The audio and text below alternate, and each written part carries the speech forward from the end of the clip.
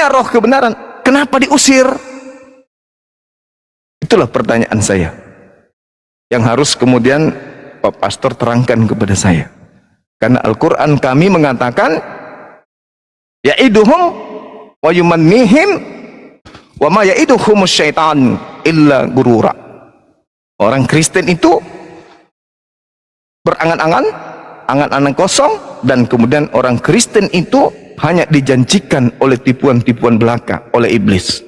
Nah, kalau Pak Pastor bisa membuktikan bahwa memanggil Yesus Tuhan, bernubuat pakai nama Yesus, bermujizat pakai nama Yesus, itu adalah orang yang kepenuhan roh kebenaran, kenapa diusir? Dan dikatakan oleh Yesus, kalian adalah pembuat kejahatan. Silakan. Ya, bisa langsung TikTok kan mungkin Pastor Z sama Bang Zuma, silakan. Iya. Oke, baik, makasih Pan dan juga Bang Zuma.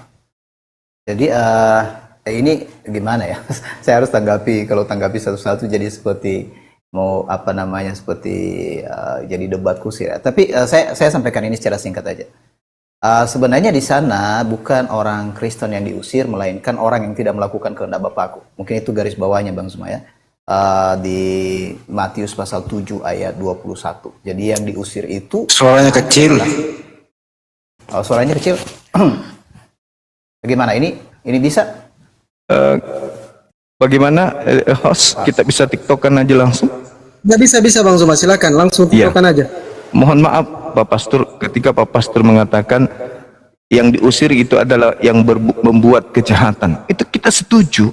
Siapa yang membuat kejahatan itu? Ya orang yang memanggil Yesus itu Tuhan dan tidak melakukan kehendak Bapa. Nah, pertanyaan saya, atas kehendak siapa orang Kristen kemudian menyembah, mempertuhankan, mengilahkan Yesus?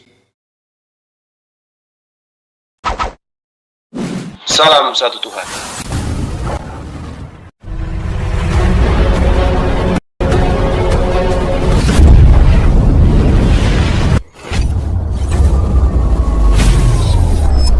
Ya, pengantar ini singkat para sahabat. Dukung semua ya sahabat-sahabat kita channel Densa News Muslim.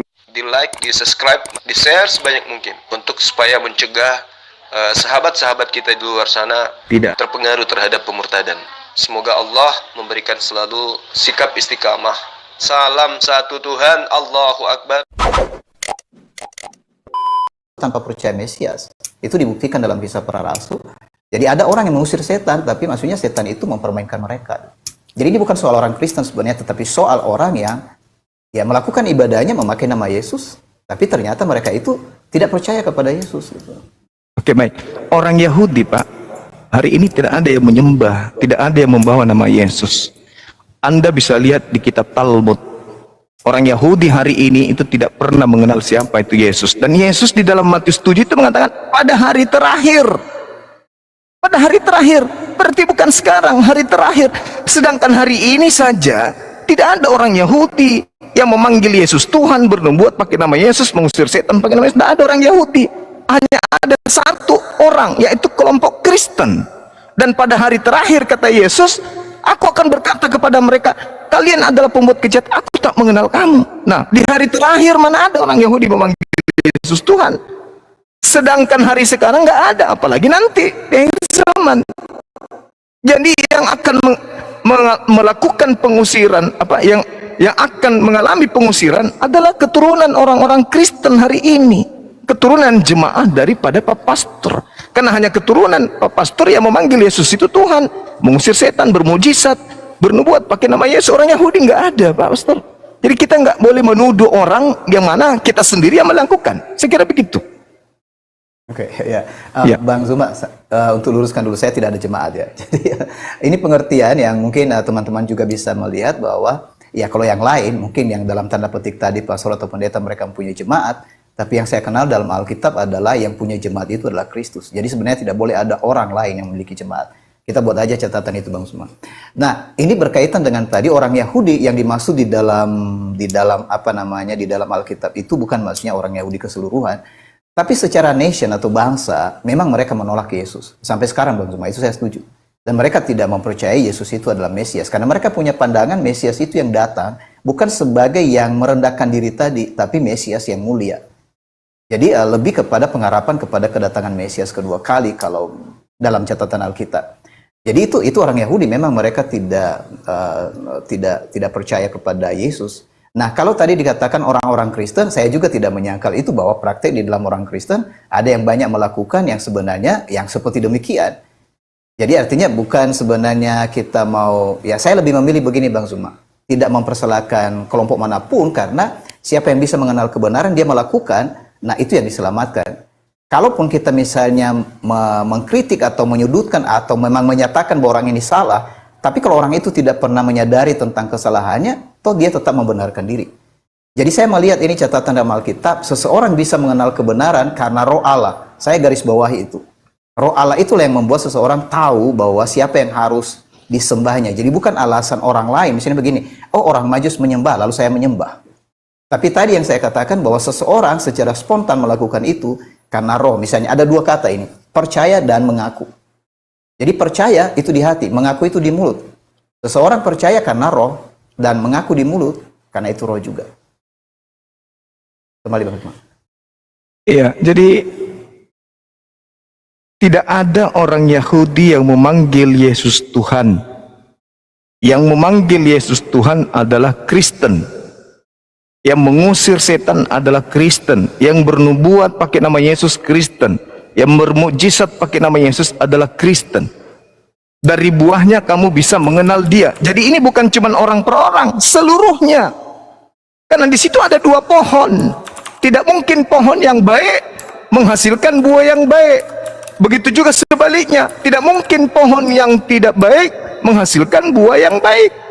Dan pohon yang tidak baik dan juga buah yang tidak baik akan ditebang dan dilemparkan ke dalam api. Coba Anda baca tuh. Matius 7 nomor 15 sampai nomor 23.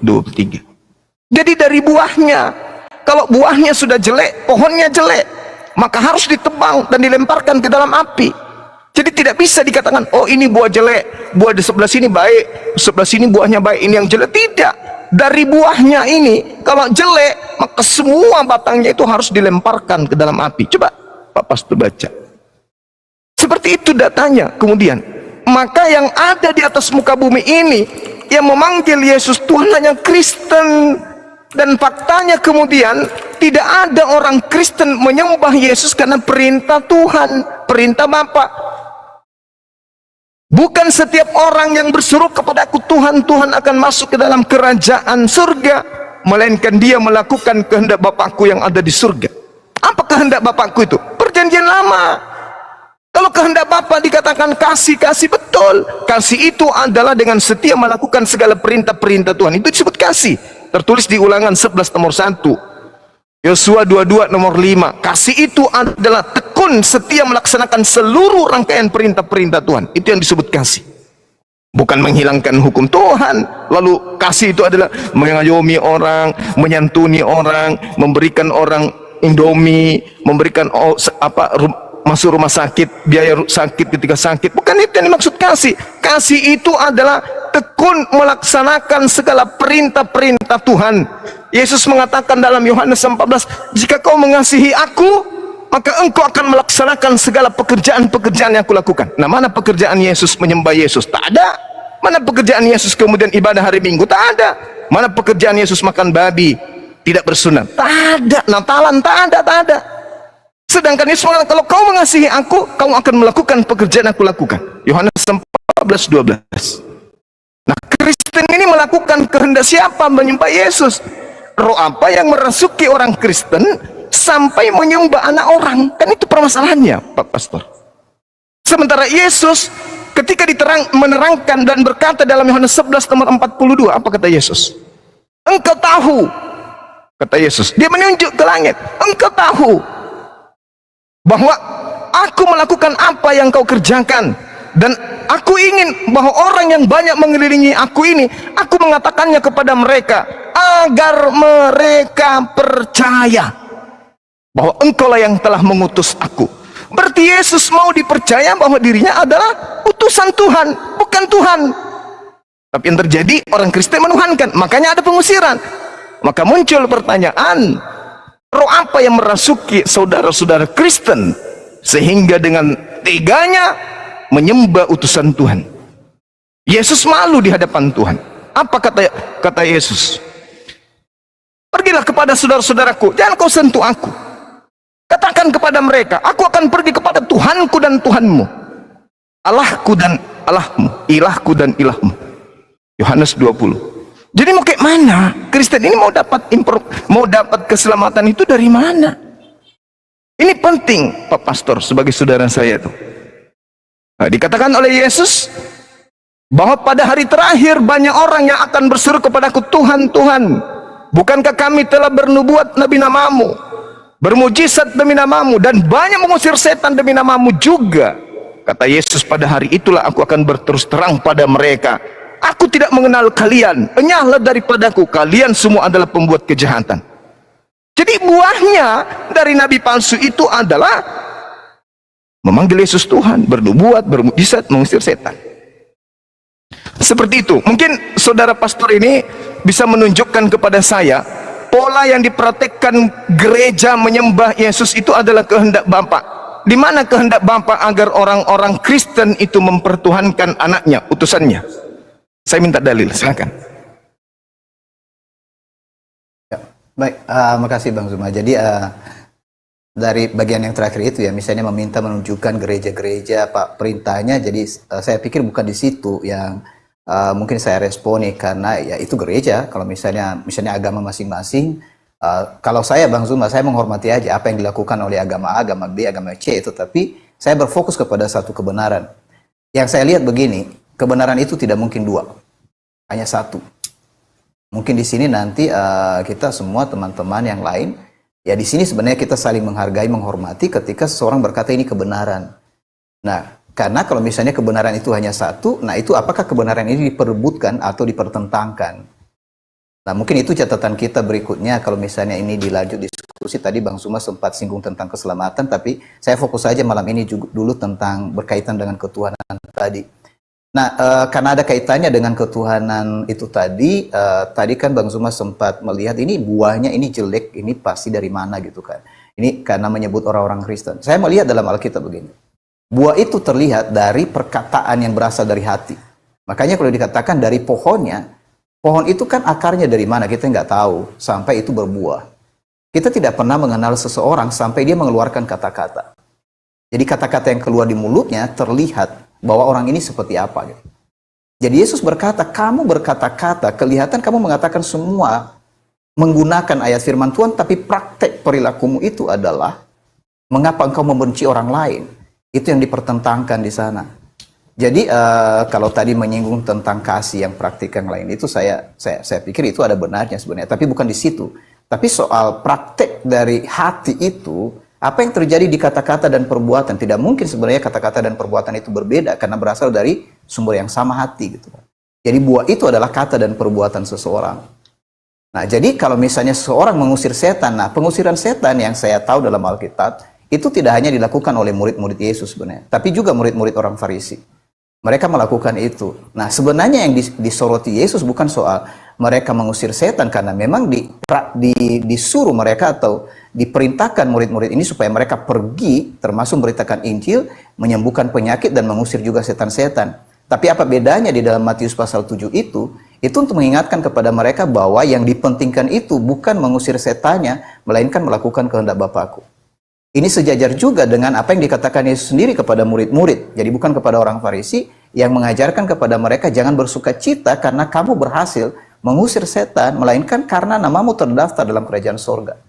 Nah, di sana penekanan-penekanannya yang saya lihat Bang Zuma di Alkitab. Nah, jadi kalau misalnya pendekatan kepada Alkitab dimulai dengan penglihatan karena memang ya boleh dikatakan mengasihi Alkitab, mengasihi Kristus, berarti kan bukan karena berbeda karena punya pandangan yang lain. Saya melihat begitu. Meskipun di antara orang Kristen sendiri, saya harus berkata bahwa di antara orang Kristen sendiri ada yang sebenarnya berkata aku mengasihi Alkitab atau mengasihi Yesus, tapi mereka lebih mengasihi apa yang mereka percaya sendiri dalam dogma-dogma itu.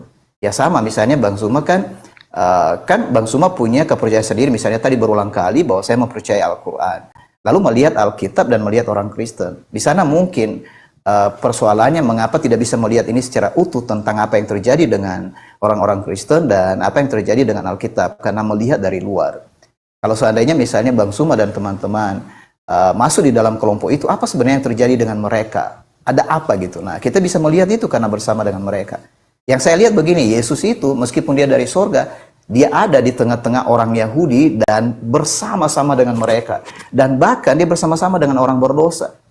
Jadi kalau dia berkata bahwa orang-orang berdosa mendahului kamu dalam kerajaan sorga, dan itu yang percaya kepadanya, ternyata mereka yang tahu banyak tentang kitab-kitab suci itu, mereka tidak dapat bagian dalam kerajaan sorga karena terlalu banyak bicara, terlalu banyak penjelasan, tapi ternyata mereka tidak ikut Yesus.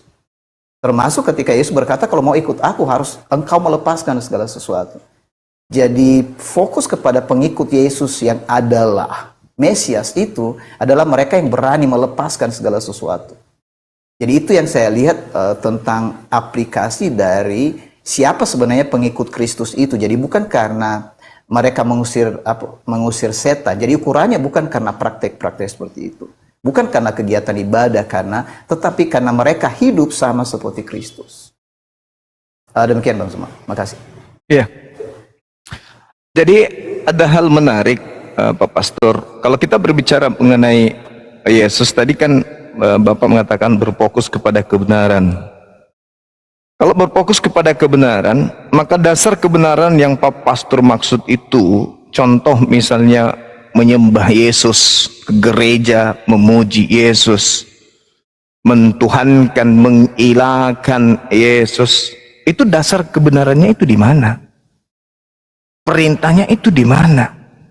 Kan dikatakan dalam Matius 28 nih, nomor 20 katanya, ajarlah mereka melakukan segala apa yang perintahkan kepadamu.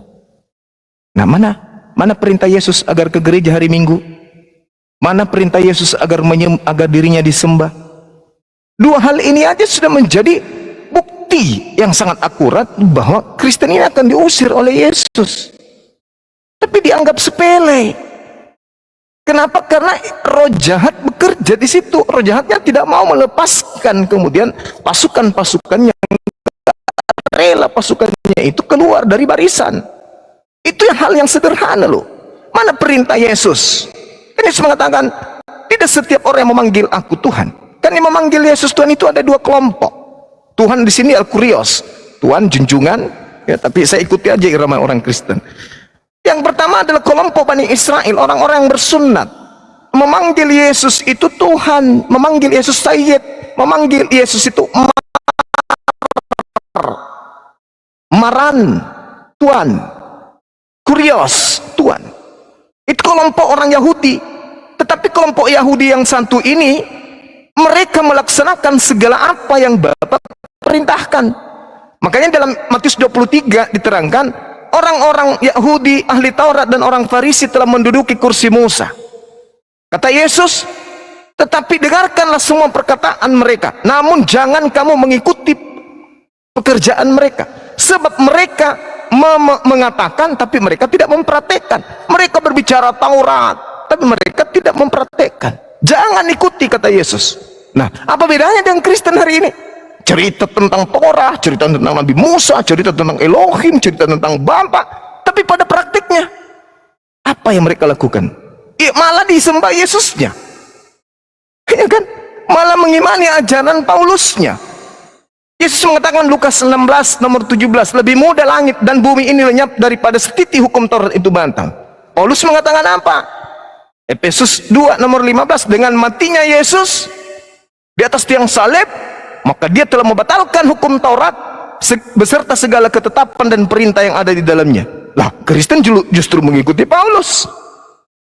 Sementara Yesus sudah menerangkan, bukan setiap orang yang berseru. Jadi kelompok saat itu berseru Tuhan kepada Yesus dalam maksud Kurios. Tetapi mereka melakukan kehendak Bapa. Mereka sabat, mereka tidak makan babi, mereka sunat, mereka melakukan apa yang diperintahkan oleh Bapa dalam hukum Taurat. Kelompok yang kedua Kristen memanggil Yesus juga Tuhan, Tapi ibadah mereka bukan kehendak Bapa. Agama mereka bukan melakukan kehendak Bapa. Contoh ibadah minggu. Mana ada perintah Bapa ibadah minggu? Makan babi. Mana ada perintah Bapa makan babi? Tidak bersunat. Mana ada perintah Bapa jangan bersunat?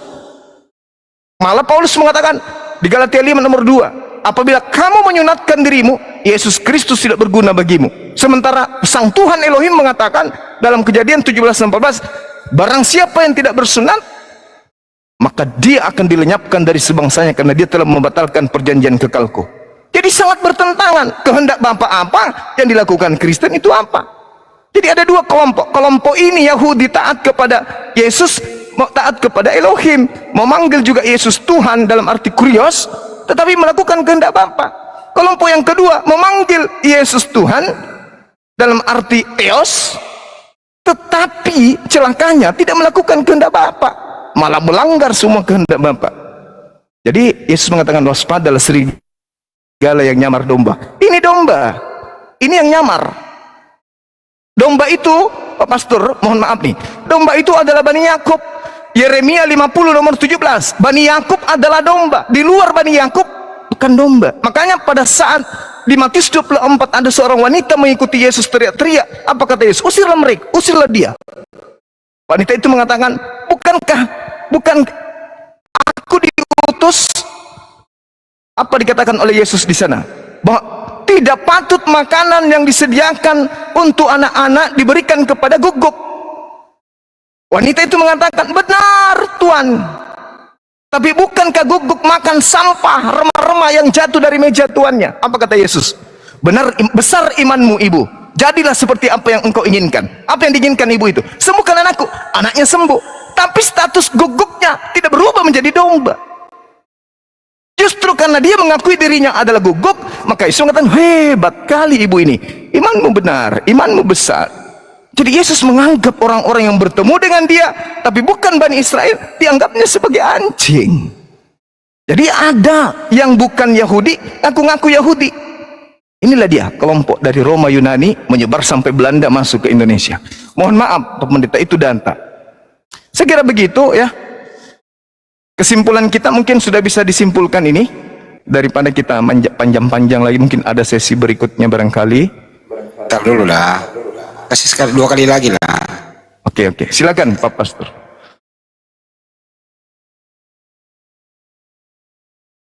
Mute-nya dibuka, Pak Pastor. Ke mute bang. Ya, Bang Andi izin di mute Bang Andi ya. Bang Juma ya. Oh, kan. Kena Izin, report, oke. kena report Bang Juma. Ya, kena Bang Zuma. Tunggu aja dulu Pak Pendeta ya. Ya, sedikit aja saya sampaikan Bang Fandi sebelum diakhiri ya.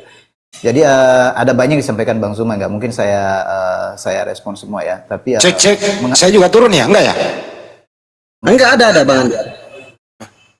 Iya, kalau saya turun juga di sini nggak apa-apa. Enggak, izin Pak Pastor. Sebelum itu izin ya teman-teman ke band Bang Zuma nanti naik kembali. Kalau bisa ditunggu dulu Pak Pastor ya, baru Pak Pastor narasi gitu.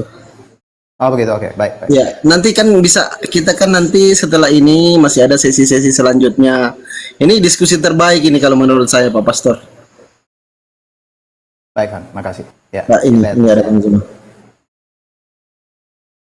Ya, silakan.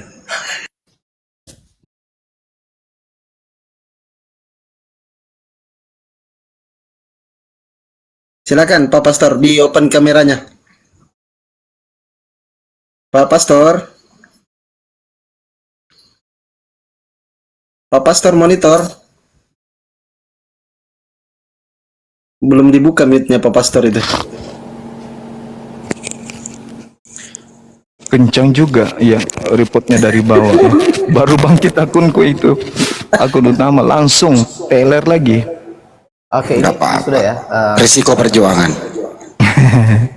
Silakan Pak Pastor. Ya, jadi ini mungkin yang disoroti Bang Zuma tadi perihal ritual-ritual dari orang-orang ya. Jadi saya tidak menyoroti itu karena kalau misalnya nanti kita berbicara ritual, ada 3 bagian yang saya bisa beritahukan apa perbedaan sebenarnya yang diajarkan oleh Yesus tentang ibadah dalam roh dan kebenaran dengan ibadah yang dipraktekkan sebelumnya dalam Taurat. Jadi ada 3 ini, persoalan waktu, persoalan tempat, dan persoalan orang. Jadi mungkin lain kali kita bicara itu. Saya ke kata kebenaran aja tadi, Bang Zuma. Jadi berbicara soal kebenaran, tadi Bang Zuma itu pertanyaan di awal. Jadi sebenarnya letak kebenarannya di mana? Nah, di Alkitab itu jelas sekali yang menonjol itu adalah perkataan dari Yesus sendiri yang menyatakan, akulah kebenaran. Ya. Akulah kebenaran, akulah jalan dan hidup. Nah, soal kebenaran, kalau misalnya dilihat dalam seluruh kitab suci, mengapa timbul penekanan kebenaran itu berarti ada kesalahan. Kesalahan itu berbicara soal dosa, dan dalam Alkitab ada 3 kata yang berhubungan dengan kesalahan itu atau dosa itu, yaitu dosa, kesalahan, dan pelanggaran. 3 kata itu seringkali ditukar-tukar untuk menyatakan bagaimana manusia tidak dapat hidup menurut perintah dari perintah Allah. Jadi sekali lagi, dosa, kesalahan, dan pelanggaran itu yang menunjukkan bahwa manusia tidak dapat hidup menurut apa yang diperintahkan oleh Allah. Nah, jadi pertentangannya di sana bukan pertentangan praktek-praktek yang lain itu termasuk ibadah, itu sebagai hasil, akibat. Jadi kita mulai dengan yang paling dasar dari penyebab segala sesuatu ini sehingga orang-orang melakukan kesalahan. Jawabannya karena pertama itu karena tidak percaya kepada Allah. Misalnya begini, ketika ada diskusi kita berbicara soal, oke, mari berbicara soal data dan kita tidak berbicara soal iman. Sebenarnya dua-duanya kalau di dalam Alkitab menyatakan data dan iman. Data itu tentang apa informasi yang ada di dalam Alkitab. Jadi saya lihat sebenarnya tadi kan apa yang disampaikan Bang Zuma ada datanya dalam Alkitab, cuma pengertiannya yang berbeda gitu kan. Jadi misalnya mengutip ayat ini dan ayat itu, nah berbeda ketika misalnya saya mengutip ayat ini dan ayat itu, mengapa berbeda pengertian? Misalnya Bang Zuma berkata ini harus diluruskan. Itu dari pengertian misalnya Bang Zuma dan juga pengertian yang lain. Nah, yang saya maksud di sini bagaimana kita masing-masing bisa mendapat pengertian yang disediakan oleh Allah melalui Roh-Nya. Jawaban itu sesuatunya adalah ketika seseorang bisa mendapatkan maksud dari pesan terakhir itu, yaitu Injil Kerajaan Allah. Jadi, mengapa Injil itu ada? Kabar baik itu sebenarnya apa? Kabar baik itu berbicara tentang kebenaran bahwa dosa kita bisa dihapuskan. Jadi, kalau dosa tidak bisa dihapus, orang tidak bisa dibenarkan. Itu kaitannya dalam Alkitab. Jadi seseorang bisa dibenarkan karena dosanya dihapus. Nah, itu aja dulu untuk mungkin karena waktu kita udah sampai di sini, jadi makasih banyak Bang Zuma karena ini komunikasi ini udah oke, salut, baru ketemu Bang Zuma tapi ada banyak hal yang sudah disampaikan. Jadi Kasih waktu saya 5 menit lah Pak, sama Pastor 5 menit, sama saya boleh dong. Sesudah Bang Zuma 5 menit doang sama gua. Saya ikuti host aja gitu. Boleh ya host, sesudah Bang Zuma aku 5 menit ya. Iya, kalau Pak Pastor sih nggak keberatan silakan. Oke, silakan Bang Zuma lanjut. Iya, yang Pak Pendeta kutip itu Yohanes 14 nomor 6, akulah jalan, akulah kebenaran, akulah hidup. Tapi tidak sampai situ. Tidak ada yang sampai kepada Bapa kalau tidak melalui aku. Ini harus menjadi catatan penting. Kalau Pak Pastor mengatakan ayat dalilnya sama, Bang Zuma bacakan, Bang Zuma kasih pengertian, Pak Pastor juga kasih pengertian ini berbeda. Akulah jalan, jalan di sini metode. Jalan itu caranya kemudian menuju kepada Elohim itu seperti apa? Yesus ajarkan, jangan membunuh. Jangan ini, jangan itu, jangan ini, jangan itu. Jangan membunuh berarti nggak boleh bunuh Yesus. Dan di situ Kristen udah kalah di situ. Maksudnya kalah dalam arti kata konsep keagamaan Kristen justru dibangun atas pembunuhan. Akulah jalan, akulah cara, akulah metode yang harus orang-orang lakoni untuk sampai kepada Bapa. Itu pertama. Yang kedua, akulah kebenaran. Kalau Yesus adalah kebenaran, maka semua unsur firman atau sabda yang Yesus sampaikan ke tengah-tengah Bani Israel, itu yang harus menjadi acuan. Karena Yesus adalah kebenaran, maka ucapan Yesus yang harus menjadi titik tumpu sebuah keimanan, bukan oknum lain. Dan yang ketiga, akulah hidup. Apa hidup itu? Menurut Yesus, orang yang menjadikan metode yang diajarkan Yesus, orang yang mempraktekkan kebenaran yang Yesus sampaikan, akan mendapatkan hidup yang kekal. Makanya Yesus mengatakan, Yohanes 12 nomor 49 tadi, Aku tidak berkata-kata dari diriku sendiri. Apa yang aku katakan, apa yang aku sampaikan adalah apa yang diperintahkan untuk aku katakan, aku sampaikan. Dan aku tahu bahwa firman-Nya itu adalah hidup yang kekal. Makanya aku menyampaikan sesuai apa yang Bapa perintahkan untuk aku sampaikan. Aku melakukan segala perintah yang disampaikan kepadaku. Oleh karena itulah kalau dikatakan bahwa dia adalah hidup kekal, berarti hidup kekal itu adalah firman. Coba baca Yohanes 12 nomor 50. Aku tahu bahwa firman-Nya itu adalah hidup yang kekal.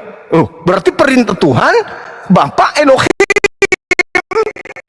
yang menjadi hidup yang kekal. Siapa yang melaksanakan firman Elohim, maka dia akan mendapatkan hidup yang kekal. Di mana firman Elohim itu? Ya perjanjian lama. Berarti harus melakukan firman Elohim. Berarti harus melakukan hukum Taurat. Karena firman Elohim itu hanya ada di perjanjian lama. Tak ada firman Elohim di dalam perjanjian baru, tak ada. Dan aku tahu bahwa firman-Nya itu adalah hidup yang kekal. Coba Yohanes 12:50. Hebat kali Yesus itu. Berarti kalau firman Elohim itu adalah hidup yang kekal, maka benarlah kata Yesus dalam Yohanes 17 nomor 3. Hidup kekal itu adalah mereka mengenal Engkau satu-satunya Tuhan yang benar, dan mengenal Yesus Kristus yang Engkau utus. Berarti Yesus mau dikenal sebagai utusan. Dalam Yohanes 17 nomor 3 itu ada dua yang harus dikenal. Yang pertama Elohim yang satu-satunya Tuhan yang benar. Yang kedua adalah Yesus yang adalah utusan Elohim. Baru bisa mendapatkan hidup yang kekal, baru bisa sampai kepada Bapa kalau orang mendudukkan Yesus sebagai rasul. Terakhir, apa pembuktian dari narasi saya? Kalau Bapak mengatakan tafsiran saya berbeda, penjelasan saya berbeda, silakan. Tapi Yesus mengatakan dalam Yohanes 5 nomor 36, ada kesaksianku yang lebih penting dari kesaksian Yohanes Pembaptis. Kira-kira ilmunya Yohanes Pembaptis dibandingkan ilmunya pastor, pendeta, dan seterusnya itu tinggi mana? Lebih tinggi Yohanes Pembaptis. Karena di dalam Matius 21 nomor 31 dikatakan oleh Yesus, pemungut cukai dan pesundal lebih dulu masuk ke dalam kerajaan surga, sebab mereka mendengarkan apa yang Yohanes perintahkan dibandingkan kamu. Kamu mendengarkan apa yang diperintahkan Yohanes, tapi kamu tidak mengikuti. Yohanes Pembaptis, bukan Yohanes penulis Bible. Artinya bahwa Yohanes perkataannya membuat orang masuk ke dalam surga, baik itu pemungut cukai, rentenir, maupun pelacur, pesundal. Berarti Yohanes ini bukan orang biasa, tetapi Yesus jauh lebih hebat. Apa kata Yesus? Ada kesaksianku yang lebih hebat, yang lebih penting dari kesaksian Yohanes Pembaptis, bahwa segala pekerjaan yang aku lakukan, mujizat, tanda-tanda, kekuatan, pekerjaan itulah yang aku lakukan sekarang, dan pekerjaan itu yang bersaksi tentang aku, bahwa Bapa yang telah mengutus aku. Berarti Yesus mempersaksikan dirinya sebagai utusan Tuhan. Kalau di Islam disebut Rasulullah. Yesus mempersaksikan dirinya sebagai Rasulullah. Kristen mempersaksikan Yesus adalah Allah itu sendiri, Bapa itu sendiri. Maka siapa yang salah di sini? Yesus atau gereja atau Kristen? Yesus mempersaksikan dirinya sebagai utusan. Tak ada kesaksian yang lebih tinggi dari itu. Yohanes Pembaptis kalah, hanyut dia. Yesus mengatakan, ada kesaksianku yang lebih penting dari kesaksian Yohanes Pembaptis, bahwa segala pekerjaan yang aku lakukan, pekerjaan itu yang aku lakukan sekarang, dan pekerjaan itu yang bersaksi bahwa Bapa yang telah mengutus aku. Berarti Yesus bersaksi dirinya sebagai utusan Tuhan. Pekerjaan, mujizat, tanda-tanda, kekuatan itu bersaksi bahwa Yesus itu juga adalah utusan Tuhan. Tapi Kristen, saudara Pastor Z, mempersaksikan dengan keterangan yang sudah hampir sejam ini, keterangan demi keterangan, itu cakupan dari kesaksian iman bahwa Yesus itu adalah Tuhan itu sendiri. Berarti kesaksian Yesus bertentangan dengan kesaksian orang-orang Kristen. Demikian dari saya. Baik, jadi Bang Zuma, terima kasih dan teman-teman semua yang bisa mengikuti ini. Jadi seperti tadi yang saya katakan, kita berbicara misalnya Yohanes pasal 16, pasal 14 ayat 6. Jadi Yesus berkata, akulah kebenaran, akulah jalan, akulah hidup. Dalam Alkitab keseluruhannya, kalau kita melihat tentang kebenaran itu apa, kemudian jalan itu apa, kemudian hidup itu apa. Jadi kalau dikatakan akulah kebenaran, berarti kan sumber. Kebenaran itu sumbernya dari mana gitu. Karena Yesus berasal dari Sang Bapa. Akulah jalan, berarti ini penyataan bahwa Bapa itu melakukan penyelamatan untuk memberi hidup kepada manusia melalui cara Yesus Kristus harus mati karena dosa manusia dikubur dan hidup kembali. Ini sederhananya Bang Zuma dan teman-teman. Dan yang ketiga, setiap orang yang percaya melalui jalan itu akan beroleh hidup. Itu berarti mendapatkan roh Allah kembali. Jadi untuk mendapatkan roh yang hilang akibat manusia berdosa, maka semuanya terjawab di dalam Yesus. Dengan demikian, apa masalah utama dari manusia? Jawabannya semua adalah Yesus Kristus. Nah, itu penjelasan saya sederhana. Makasih, kembali. Oke, gimana Bang Handi? Bang ini masih bisa saya tanggapi? Lanjut dulu Bang Zuma, lanjut.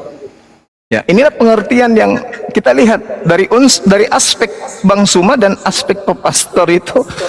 Kira-kira yang mana pendekatan penjelasan itu sesuai dengan apa yang Yesus ajarkan? Akulah jalan. Lari-larinya Pak Pastor bahwa Yesus itu adalah Tuhan. Tidak mungkin. Di dalam Kisah Para Rasul 13 nomor 23, orang Israel harus tahu bahwa Tuhan telah mengutus juru selamat bagi orang Israel, yaitu Yesus Kristus. Orang Israel punya juru selamat, Yesus Kristus. Seperti apa Yesus Kristus itu? Baca Kisah Rasul 2 nomor 22.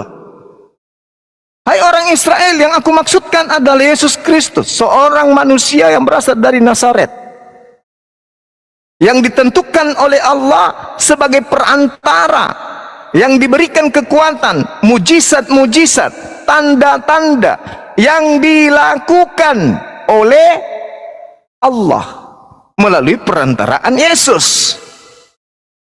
Masya Allah. Jadi kemudian sangat jelas dikatakan bahwasanya Allah melakukan segala mujizat, melakukan segala tanda-tanda, melakukan segala kekuatan melalui hambanya Yesus. Makanya Yesus mengatakan dalam Yohanes 5 nomor 30, aku tidak bisa berbuat apa-apa dari diriku sendiri. Tapi kamu bisa membangkitkan orang mati. Oh, itu Tuhanku yang melakukan.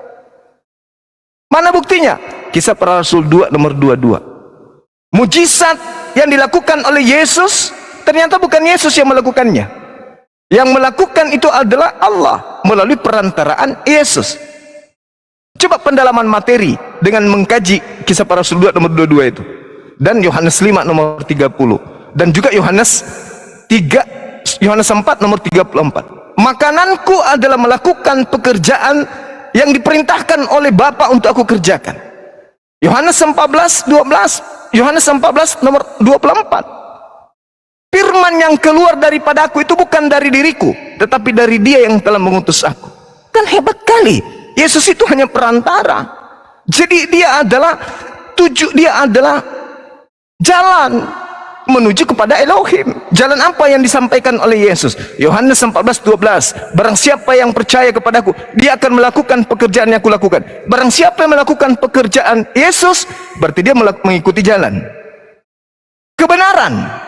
Kebenaran itu adalah segala firman yang engkau berikan kepada aku telah aku sampaikan kepada mereka. Mereka telah menerimanya dan mereka percaya bahwa engkau lah yang telah mengutus aku. Jadi kebenaran itu adalah Yesus adalah utusan. Hidup, Yohanes 17 nomor 3. Hidup kekal itu adalah mereka mengenal engkau satu-satunya Tuhan yang benar, mengenal aku sebagai utusan. Jadi jalan, Yesus adalah utusan. Kebenaran, Yesus adalah utusan. Hidup kekal, Yesus adalah utusan. Baru bisa sampai kepada Bapa. Kalau Yesus tidak dianggap utusan, tidak ada keselamatan. Percaya saja. Kalau ada orang menyembah Yesus, berarti dia tidak mengikuti jalan Yesus. Kalau ada yang menyembah Yesus, berarti dia tidak mengakui kebenaran Yesus. Kalau ada yang menyembah Yesus, berarti dia tidak akan memperoleh hidup yang kekal. Makanya apa buktinya? Matius 7 nomor 15 sampai nomor 23. Orang yang menyembah Yesus diusir. Enyahlah daripadaku kalian pembuat kejahatan. Aku tidak mengenal kalian. Itu fakta. Nah, tapi penjelasan Pak Pastor beda. Jauh dari kerangka ajaran Yesus. Jauh. Sekira begitu. Ya, mungkin baiknya Saya kita bisa respon Bang Zuma dan Oh, boleh. Oke. Silakan. Jadi ya ada banyak yang dijelaskan Bang Zuma ya. Jadi yang dinyatakan oleh Alkitab bagaimana cara mengenal Yesus sebenarnya tadi larinya kepada apakah misalnya saya tadi sebenarnya tidak berbicara banyak bahwa saya menegaskan bahwa Yesus itu Tuhan Karena menurut kesaksian kitab suci, seseorang pada akhirnya mengakui Yesus itu Tuhan bukan karena seseorang seperti mempengaruhi orang itu dan berkata Yesus itu adalah Tuhan. Nanti itu dicek. Pada akhirnya orang mengakui Yesus itu adalah kurios. Karena yang saya katakan pertama tadi, itu saya tidak, maksudnya masih tetap yang saya katakan tadi. Pada akhirnya mereka menyadari sesuatu yang terjadi, yang dilakukan. Jadi ada dua di sini, itu adalah pengetahuan yang terlihat dan pengetahuan dalam hati. Sekalipun seseorang memiliki pengetahuan di mata, jadi sekali lagi seorang bisa memiliki pengetahuan di mata, tapi kalau hatinya tidak diterangi, itu tidak sempurna dia mengenal sebenarnya siapa Mesias itu. Nah, saya kasih contoh begini. Ketika Yesus berhadapan dengan para, boleh dikatakan para ahli Taurat dan para pemimpin itu Farisi, Yesus berkata kepada mereka, kamu menyelidiki kitab-kitab suci dan kamu menyangka di dalamnya kamu beroleh hidup. Jadi ini sebenarnya betul karena semua orang bisa meneliti kitab suci. Tapi Yesus berkata, kamu tidak mau datang kepadaku. Jadi kitab suci atau Alkitab menyaksikan sebenarnya cara untuk bisa mengenal Yesus. Langkah pertamanya bukan hanya meneliti Alkitab, melainkan karena memang mau datang kepada Yesus. Saya lihat di situ dalam keseluruhannya pada akhirnya siapa yang menjadi pengikut Yesus. Karena tadi kan ini berbicara apakah orang yang beragama Kristen atau memang pengikut Yesus. Yang saya lihat adalah pengikut Yesus.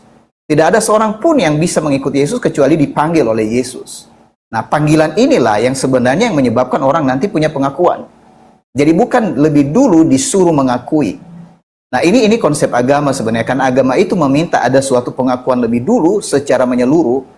Baru seseorang itu ya bisa melakukan apa saja di dalam aturan itu.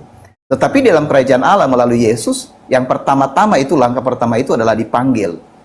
Jadi orang dipanggil, ikutlah aku gitu. Nah, siapa yang bisa mengikut dia? Jawabannya kalau orang tidak menyerahkan diri mengikut dia, bagaimana mereka bisa mengenal kebenaran yang diajarkan oleh Yesus? Jadi boleh dikatakan sebenarnya di sini Bang Zuma dan teman-teman tidak bisa mengikuti Yesus hanya karena melihat data atau karena mengurunkan ayat-ayat kitab suci itu di dalam Alkitab ya. Tanpa harus lebih dulu dengan kerelaan memang percaya bahwa Yesus itu adalah yang datang dari Allah dan memanggil untuk ikut dia. Nah, di sini di Alkitab saya melihat tidak ada seorang pun yang dipaksakan oleh karena konsep bahwa seorang pada akhirnya mengikuti Yesus. Memang dikatakan dalam Alkitab bahwa yang dapat datang kepada Yesus itu hanya sedikit. Itu sebabnya dikatakan pintu untuk masuk kerajaan surga itu adalah sempit.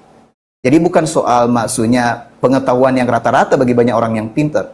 Saya melihat misalnya banyak teman-teman berkata soal data dan bukti, tidak kuranglah orang-orang Yahudi, maksud saya, orang-orang Farisi dan ahli-ahli Taurat itu mengenai data. Mereka itu lengkap. Misalnya tadi kembali kepada orang Majus itu bertanya tentang di mana lahirnya Mesias itu. Dan para ahli Taurat dan Farisi bisa membuktikan dengan akurat di mana Yesus lahir. Atau Mesias itu lahir, yaitu di Bethlehem, di Efrata. Dan ketika mereka dapatkan itu, pada akhirnya orang-orang Majus itu mendapatkan tempat yang persis itu. Persoalannya, ahli-ahli Taurat dan Farisi tidak datang. Itu bedanya gitu kan. Jadi datang kepada Yesus. Jadi di sini sebenarnya urutannya mana lebih dulu datang kepada Yesus atau mengerti semua ayat-ayat kitab suci. Bedanya murid-murid Farisi dengan murid-murid Yesus. Yesus lebih dulu memanggil murid-muridnya, baru dia jelaskan kepada mereka tentang ayat-ayat kitab suci. Nah, itu perbedaannya Bang Zuma dan teman-teman. Jadi ya kembali. Terima kasih. Oke. Data engkau menyelidiki kitab-kitab suci. Kitab yang dimaksud Yesus di situ bukan perjanjian baru, Pak. Itu benar, Bang.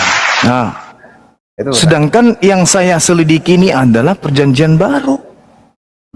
Dan apa yang saya uraikan itu sesuai dengan ajaran Yesus. Justru orang Kristen ini yang tidak sesuai dengan ajaran Yesus. Ketika Yesus mengatakan datang kepadaku, datang sebagai apa? Kan di dalam Yohanes 11:42, agar mereka percaya bahwa engkau lah yang telah mengutus aku. Berarti mereka datang kepadaku, percaya kepadaku bahwa aku utusan Tuhan. Bukan datang kepada Yesus menyembah Yesus, bukan. Bukan. Datang kepada Yesus, mendudukkan Yesus itu sebagai utusan Tuhan. Kan uraiannya sudah sangat jelas. Hidup kekal itu adalah mereka mengenal engkau satu-satunya. Kalau satu-satunya dikenal dia, Elohim itu satu-satunya Tuhan.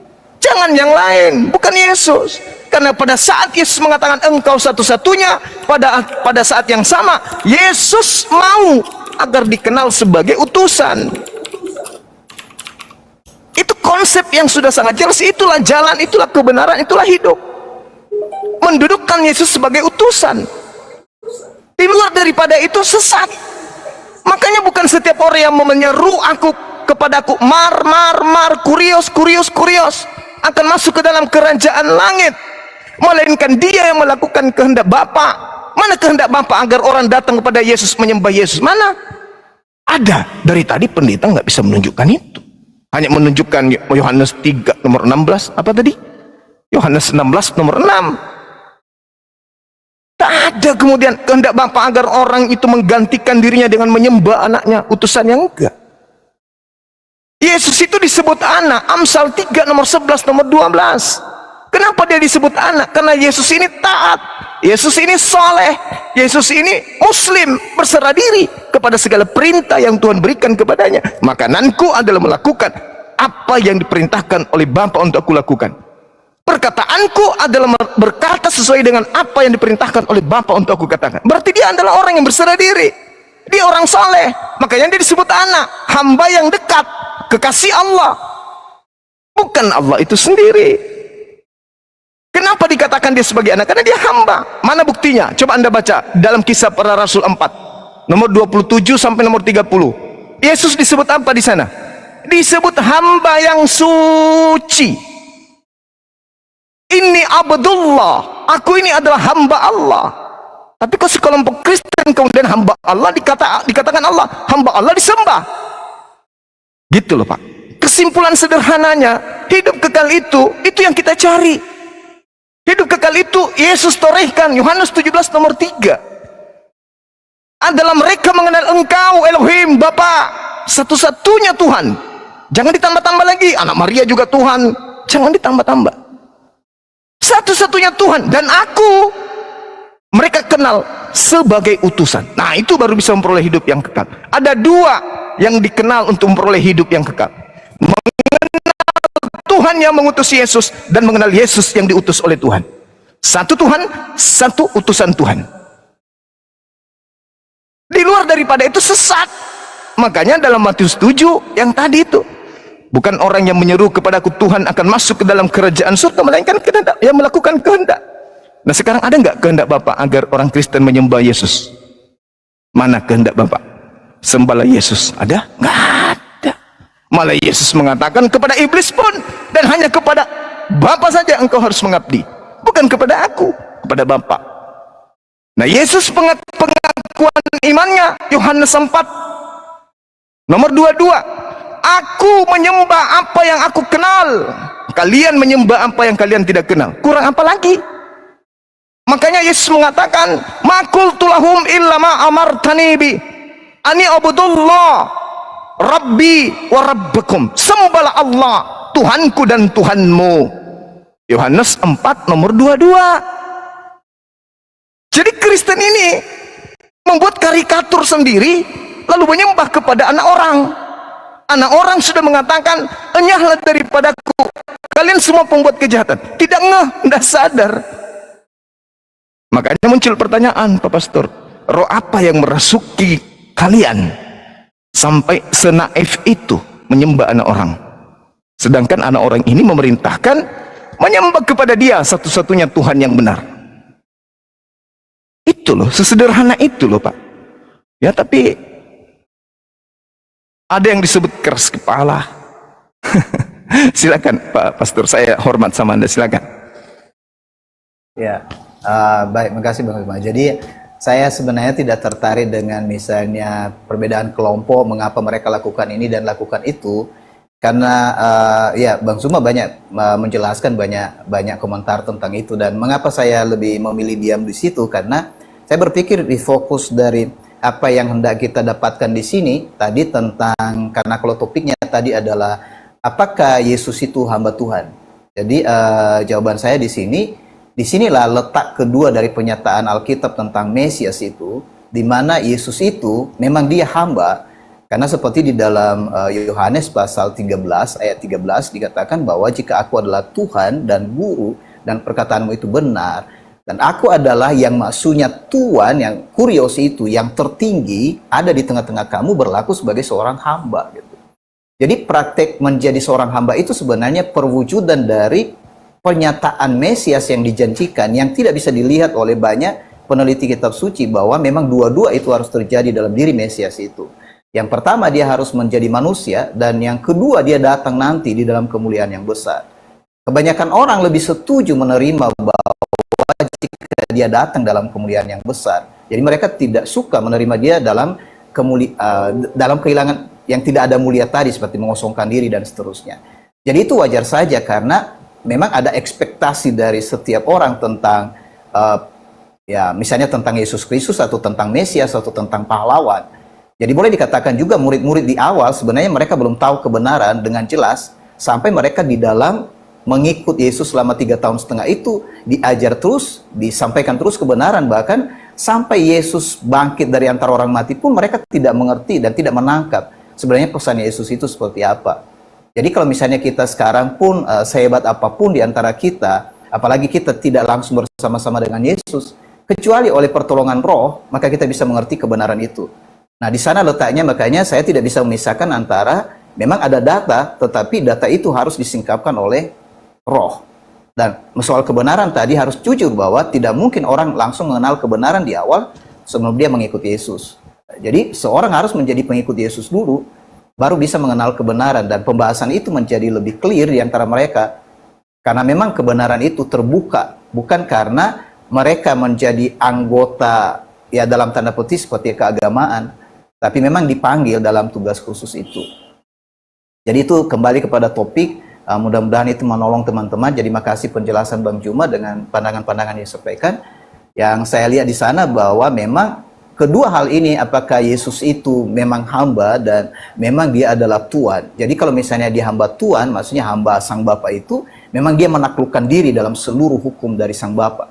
Makanya memang betul tadi yang dilakukan, aku datang untuk melakukan dan menyelesaikan, bukan hanya melakukan sebenarnya. Jadi dia datang melakukan dan menyelesaikan. Dan itu clear dalam perjalanan dan pekerjaan yang dilakukan oleh Yesus itu sendiri. Sekian dari saya, Bang. Ya, silakan Bang Zuma kalau mau sekaligus closing statement. Bang Zuma. Sedikit lagi ya, terkait dengan ungkapan-ungkapan yang Pak Pastor sampaikan, harus menjadi apa dulu baru bisa tahu. Saya rasa itu akal-akalan aja. Terkait dengan kedatangan Yesus yang kedua, Pak, Yesus sendiri yang mengatakan, Yohanes 12:48, barang siapa yang menolak aku, nah tuh, sudah ada tanda-tandanya, Pak. Barang siapa yang menolak aku, dia tidak menerima firman yang pernah aku sampaikan kepada mereka. Jelas itu.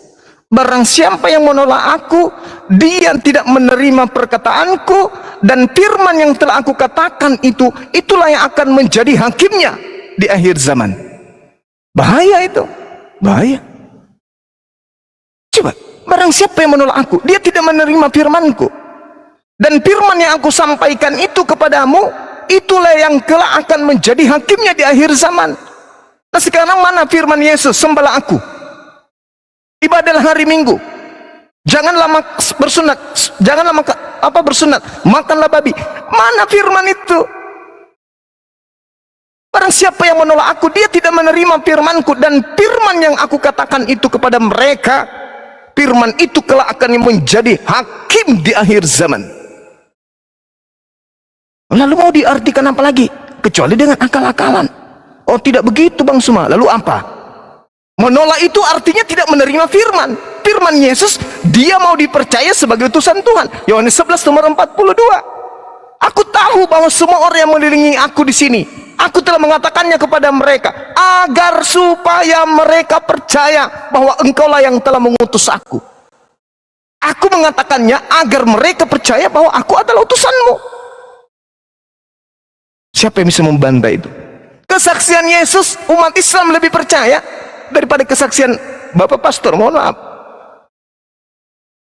Kesaksian Yesus umat Islam lebih percaya daripada kesaksian-kesaksian orang-orang Kristen. Kesaksian orang Kristen tak ada dasarnya, tak ada pijakan datanya, tidak ada pijakan perkataan Yesus. Contoh Pak nih, kita ke gereja ngintip orang Kristen, apa yang mereka lakukan? Mempertuhankan anak Maria, menyembah anak Maria. Sekarang mana kesaksian Yesus tentang itu? Ada. Kita lihat meja makannya orang Kristen, ada anjing, ada kodok, ada semua, ada babi. Mana kesaksian Yesus tentang itu? Ada? Tak ada. Periksa nonotnya orang Kristen, sampai mereka dikubur, udah tua, bangkokan, tidak disunat. Mana kesaksian Yesus tentang itu? Ada? Tak ada. Jadi harapan kosong, angan-angan kosong, yang Bapak katakan harus masuk dulu menjadi Kristen baru percaya. Oh, itu jebakan Batman. Batman-nya pun tidak lulus jadi Batman. Tidak bisa. Karena pola yang akan menjadi penghakiman Yesus nanti adalah segala firman yang telah ia sampaikan. Nah, cakupannya di mana, Pak?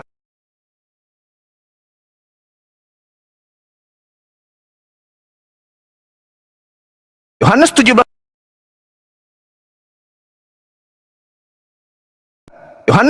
teman.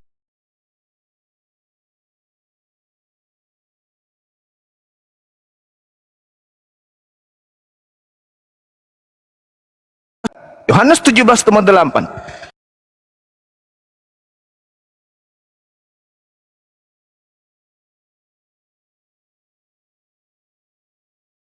Segala firman yang engkau berikan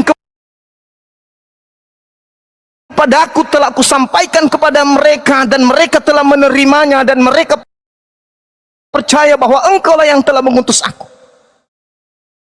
Subhanallah. Segala firman, semua firman, kata Yesus, tidak perlu kamu itu mencomot-comot satu ayat. Aku dan Bapa adalah satu. Kau menyebut aku guru dan Tuhan. Tidak perlu kayak gitu. Semuanya, kata Yesus, semua telah aku sampaikan kepada Bani Israel, dan Bani Israel telah menerimanya, dan mereka percaya bahwa engkaulah yang telah mengutus aku. Berarti murid-muridnya percaya Yesus itu utusan. Makanya dia mengatakan, waspadalah kepada serigala yang nyamar seperti domba. Maksudnya, waspadalah kepada non-Yahudi yang nyamar-nyamar Yahudi. Maksudnya, waspadalah kepada yang bukan pengikutku, ngaku-ngaku sebagai pengikut. Itu loh maksudnya. Jadi, mohon maaf, bukan saya menggurui, tapi dasar ketika saya berbicara itu adalah Al-Quranul Karim, dan juga adalah Bible itu sendiri. Ma qultu lahum illa ma amartani bi. Qala subhanaka ma yaqutu li an aqula ma laysa li bihaqq. Seorang nabi, seorang rasul berkata, aku tidak berkata-kata dari diriku sendiri. Apa yang aku katakan adalah apa yang kamu perintahkan untuk aku katakan dan aku sampaikan. Dan perkataanmu itu adalah hidup yang kekal. Makanya Nabi Isa mengatakan dalam Al-Quran, fattakullah wa atiun. Bertakwalah kepada Allah dan taatlah kepadaku. Itu loh Pak. Di dalam Yohanes 10:27, aku mengenal pengikutku. Pengikutku mendengarkan aku, dan pengikutku mengikuti aku. Siapa yang Bapak pastor ikuti dengan menyembah Yesus? Siapa Pak pastor ikuti dengan ibadah hari Minggu? Siapa yang Bapak ikuti dengan tidak sunat? Siapa yang Bapak ikuti dengan makan babi? Siapa? Bahaya itu, bahaya. Saya kira kita cukupkan aja sampai di sini, karena tadi saudara saya pastor yang memulai, maka saya yang mengakhiri. Saya kira mungkin mau closing, silakan. Setelah itu saya juga closing. Silakan Om. Syukran Bang Zul. Nggak apa-apa Bang Zuma, saya oke. Jadi saya maksudnya baru ketemu malam ini, jadi saya kadang berpikir Bang Zuma itu pendetanya, saya jadi jemaatnya gitu. Enggak. Bisa kembali Terima kasih ke Bang Zuma. Pak Jadi maksudnya ini kan teman-teman bisa melihat, jadi ya semangat terus Bang Zuma dan Bang Fandi. Percakapan malam ini saya sangat hargai. Jadi bersama di Komal ini, itu yang bisa saya sampaikan. Jadi kurang lebihnya ini kan kita masing-masing sebenarnya kan punya apa namanya, punya hati, punya prinsip, punya pengertian. Jadi dihargai semua, nggak ada masalah. Bang Zuma. Perbedaan itu tadi. Jadi apa yang diterangin bagi saya semua, Bang Fandi, makasih. Siap Pak Pastor. Ya. Saya 1 menit dong sama pendeta. 1 menit tadi 1 menit dong Pak Pendeta. Boleh ya. Boleh Pak Pastor, 1 menit aja. 1 menit, Pak Pendeta. Selamat kenal, saya Hanis Lebes. Saya hanya satu menanggapi, Bang. Kita tahu kan Bunda Maria itu adalah ibunya Yesus. Dia pernah merawat Yesus. Sederhana pertanyaannya berhubungan dengan Ulangan 64, Markus 12:29. Sebenarnya Bunda Maria ini merawat Tuhan atau merawat manusia, Pak Pendeta? Itu aja sih. Bunda Maria merawat Tuhan atau merawat manusia? Silakan. Oke, saya jawab ya. Jadi maksudnya sebenarnya yang saya lihat itu bukan soal Maria merawat, tapi dipercayakan kepadanya karena dia itu adalah seorang yang memenuhi maksud dari apa yang sudah dinyatakan oleh nubuatan sebelumnya, bahwa seorang perempuan, dan diteruskan dari kejadian itu bahwa seorang perempuan muda akan mengandung. Jadi sebenarnya hanya sejauh itu di sana. Jadi pembahasan lebih jauh bagaimana Yesus dibesarkan di tengah-tengah keluarga Yusuf dan Maria itu seperti berjalan. Makanya orang-orang pada waktu itu tidak mengenal apakah Yesus itu memang dari surga atau tidak, karena mereka melihat cara Yesus hidup itu di antara semua orang-orang atau anak-anak pada waktu itu sama seperti pada umumnya. Jadi kalau misalnya Bapak tanya, ini yang dirawat ini siapa, Tuhan atau manusia? Ya, manusianya Yesus. Mungkin itu kalau saya mau respon. Kalau Tuhannya Bunda Maria, Pak Pastor, satu lagi. Tuhannya Bunda Maria siapa, Pak Pastor? Dalam seperti tadi ya, yang dibaca oleh murid-murid Maria dan Alkitab ya, maksudnya kitab suci yang mereka baca itu semua tentang perjanjian lama. Jadi sudah jelas yang mereka kenal itu adalah Allah yang esa itu. Bahkan pada waktu itu kan Yesus belum dikenal bahwa dia itu memang Mesias itu. Hanya sedikit. Meskipun itu diberitahukan kepada Maria, dia harus tunggu sampai selesai itu Yesus pada akhirnya mati dan bangkit kembali. Baru mereka bisa mengenal, oh siapa dia itu yang dilahirkan oleh Maria itu dan seterusnya. Oke, makasih Pak Pastor. Artinya Tuhannya Bunda Maria beda dengan Tuhannya Pak Pastor dengan jemaatnya ya? Tidak bisa digeneralisir itu Bang, karena maksudnya lagian kita baru kenal, mungkin digeneralisir ini saya seorang pastor atau saya seorang pendeta misalnya, maka semua pendeta sama atau pastor sama. Jadi saya lebih suka begini, dari percakapan ini kita bisa mengenal detail teman-teman. Bang Andi, Oke, Bang. Makasih, kalau bisa kembalikan. Oh, ini Waktu saya habis. Bang Andi atau Bang Andi menjadi sama. Ya, lanjut. Terima kasih. Ya, makasih Bang Andi. Pastor Z, terima kasih banyak. Wah, luar biasa Pak Pastor. Saya beli applause dulu sama Pak Pastor ya. Terima kasih Pak Pastor. Jadi untuk berikutnya kita bisa adakan sesi kedua sama Pak Pastor Z nanti. Tentukan aja kapan lagi waktunya Pak Pastor siap. Untuk tema kedua Pak Pastor ya, konsep keselamatan. Gimana Pak Pastor? Oke, saya nunggu kabar dari Siap. Andi aja. Ya, terima kasih banyak. Mungkin kita akhiri saja. Mungkin Pak Pastor mau rehat. Bang Zuma kayaknya mau lanjut ini. Kasih dia closing statement dong, Pak Pastor. Silakan Pak Pastor, silakan. Oke, closing statement. Jadi pertama makasih untuk Bang Fandi, Bang Zuma dan juga Bang Andi yang sama-sama di Komal dan semua teman-teman di bawah. Salam kenal semua. Jadi yang kedua, pertemuan malam ini dengan cara seperti ini lebih menarik dan bahasa semua yang kita bagi itu menunjukkan bagaimana diri kita, karakter kita. Jadi kita di negeri kita yang boleh dikatakan beragam macam ini, meskipun ada perbedaan, saya pikir nggak apa-apa dinyatakan perbedaan. Yang penting tidak saling marah. Jadi saling menghargai, saling menghormati, dan saya sangat hormat kepada semua teman-teman malam ini. Secara khusus Bang Zuma yang langsung komunikasi, dan juga Bang Fandi yang sudah memfasilitasi. Terima kasih untuk semua. Salam. Siap, Pak Pastor, siap. Ya udah, kalau mau rehat Pak Pastor nggak apa-apa, boleh. Oke, boleh jadi saya turun ya. Makasih. Siap Pak Pastor. Thank you. Baik.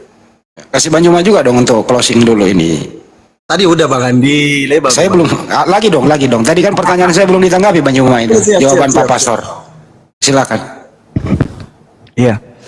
Jadi pada dasarnya kemudian orang saudara-saudara Kristen itu harusnya bangga ya dan senang kepada umat Islam gitu ya.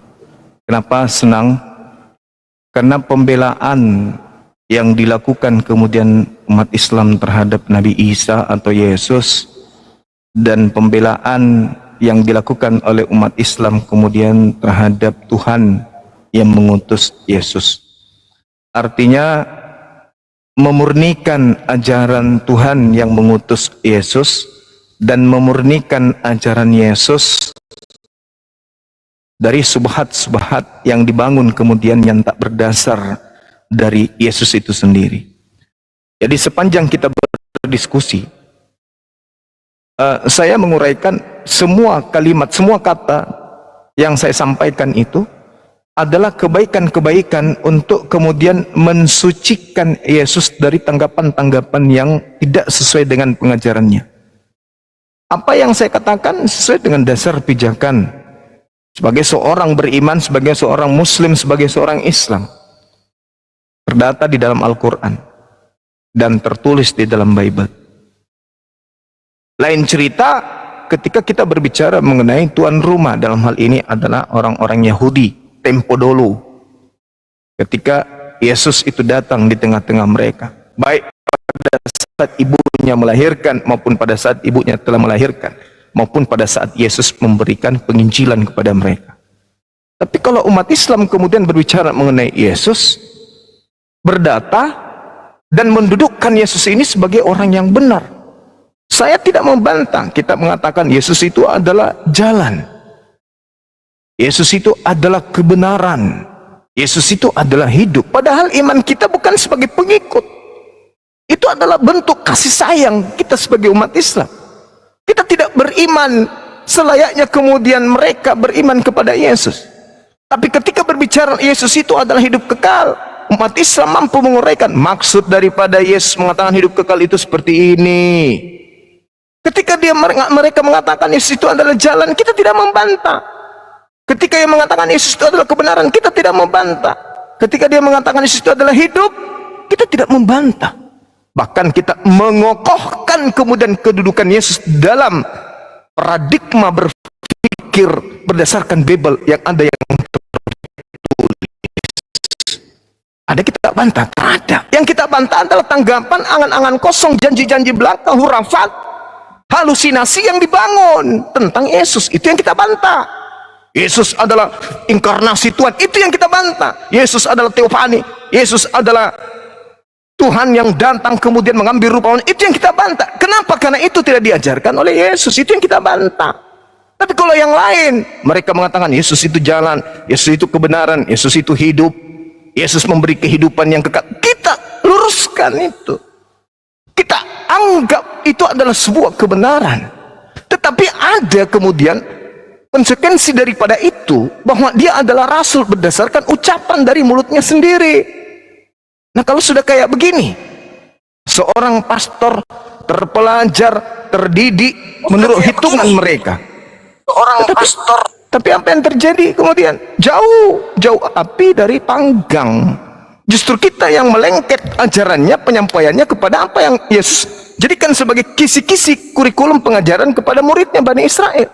Sedangkan mereka, na'udzubillah summa na'udzubillah, apa yang dirangkaikan itu, apa yang disampaikan itu, ada yang bisa kita petik kebenaran dari situ? Nggak ada, semata-mata hanya doktrin, dogma, angan-angan, halusinasi. Nggak ada yang bisa kita tanya, mana kehendak Bapa?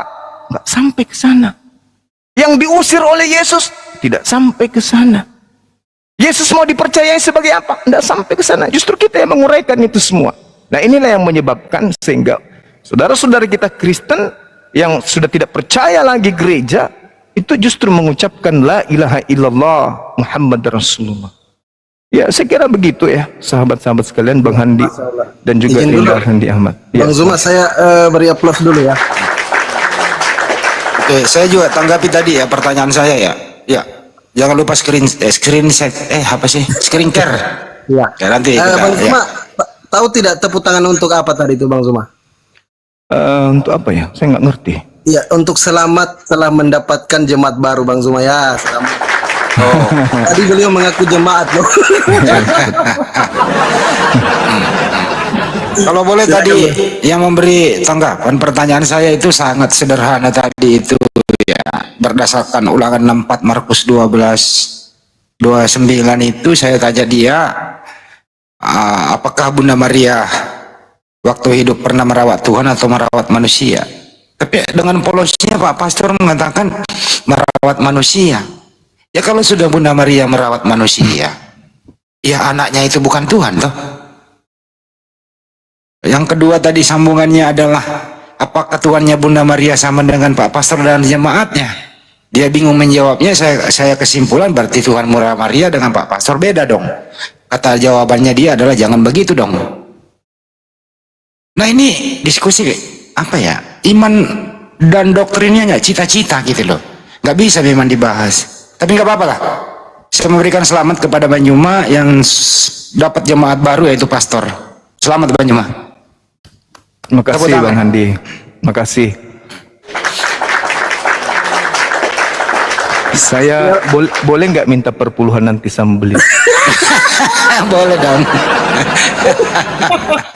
Boleh banget.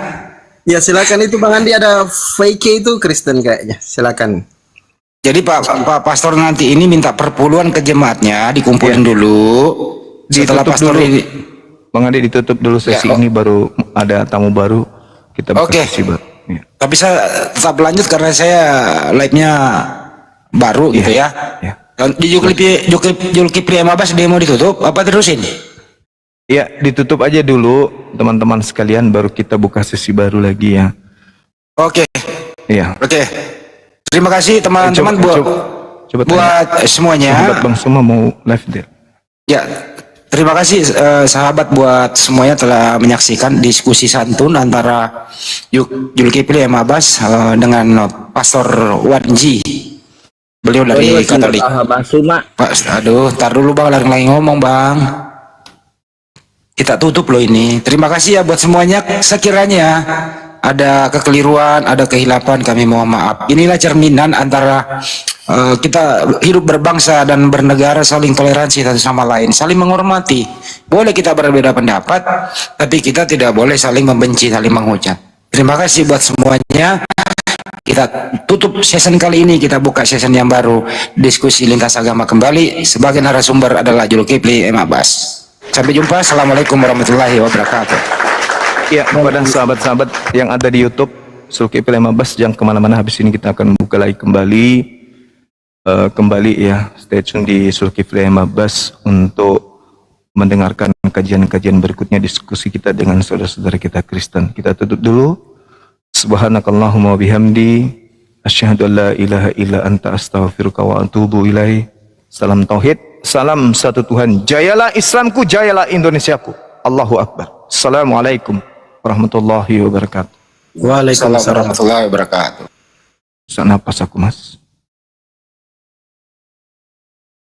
Ya, Mbak Faike, selamat malam.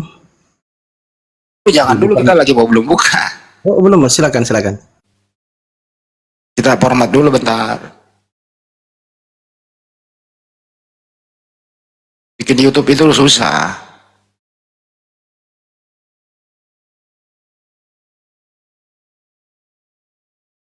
Bang Andi, 2 gelas kopi.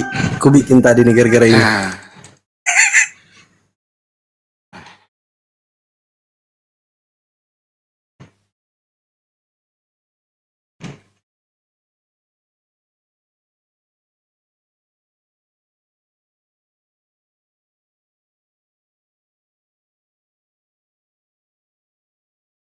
Ya, silakan teman-teman Kristen kirim permintaan ya. Teman-teman Kristen.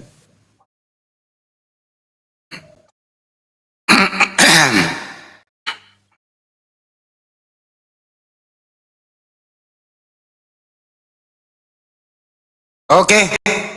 Bentar ya. Oke, buka lagi kembali ya. Assalamualaikum warahmatullahi wabarakatuh. Kita jumpa lagi ya teman-teman.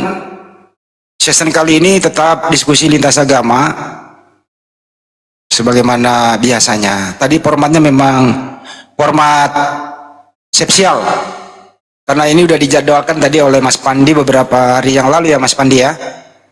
Siap Bang Andi, siap. Ya, alhamdulillah terlaksana. Insya Allah nanti part kedua season berikutnya akan membahas mengenai konsep keselamatan.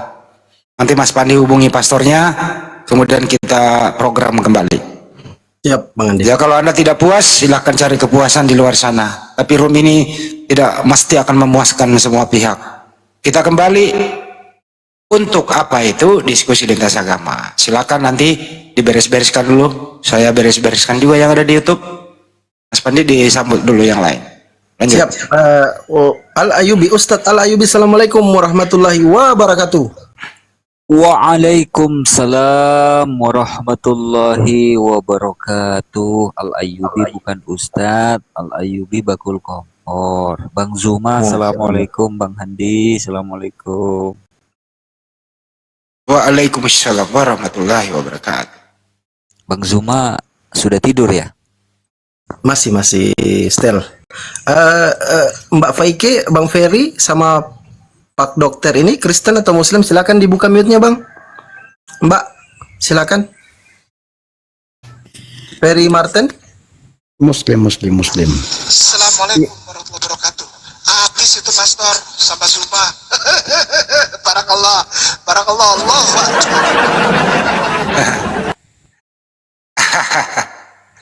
Jadi tadi itu Bang Juma, Iya, gimana Kanda, gimana?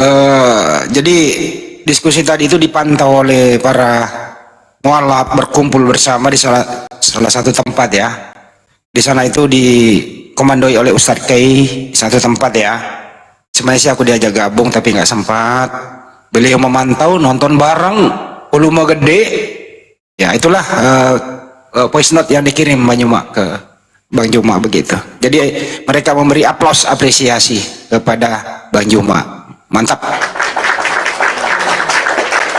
Ya, gini loh Bang Handi, mudah-mudahan saja kita berharap ya semoga besok atau lusa diskusinya Bang Zuma atau debatnya Bang Zuma yang tadi itu diputar di dalam gereja. Nggak bisa, berani. Loh, karena bukan sekali dua kali, bukan hal baru videonya Bang Zuma diputar di dalam gereja, itu sudah berkali-kali itu. Iya benar juga ya. Makanya semakin banyak orang yang tersentuh dengan Islam, ya salah satunya dengan asbab perantara debatnya Bang Zuma, gitu. Bang Handi juga. Ya, Kok ini kalau- Pak Dokter. Kalau sampai pertanyaan saya diputar di gereja gimana ceritanya? Loh. Bingung nanti. Iya, maksudnya itu kan ingin menjawab, ingin petantang-petenteng menjawab pertanyaan guru-guru kita, termasuk Bang Handi, Bang Zuma, ingin menjawab, tapi bukannya menjawab, malah membuka pikiran jemaatnya untuk mencari tahu atau belajar seputar Islam. Kalau gitu kita dengarkan dulu statement Ustadz Kei nama ya. Assalamualaikum. Ini saya relay ke YouTube ke Bang Juma. Waalaikumsalam warahmatullahi wabarakatuh. Gimana tanggapannya tadi, Ya. Tad? Gimana tanggapannya tadi, Tad? Ini ada di room nih suara saya. Ada dong. Iya, assalamualaikum warahmatullahi wabarakatuh. Zuma, dahsyat. Oh, Ya. kau dahsyat. Kata Iya, akhi. Masya Allah, akhina barakallah fik. praise and praise. Zuma mantap. Itulah yang menjadi gambaran dialog lintas agama yang kemarin kita dapat di lantai 4 gedung MUI. Zuma dan semua yang ada di room, Assalamualaikum warahmatullahi wabarakatuh. Adik-adik saya, saudara saya, muslimin muslimah rahimahullah yang ada di dalam lingkup media sosial apologet muslim baik di YouTube maupun di TikTok.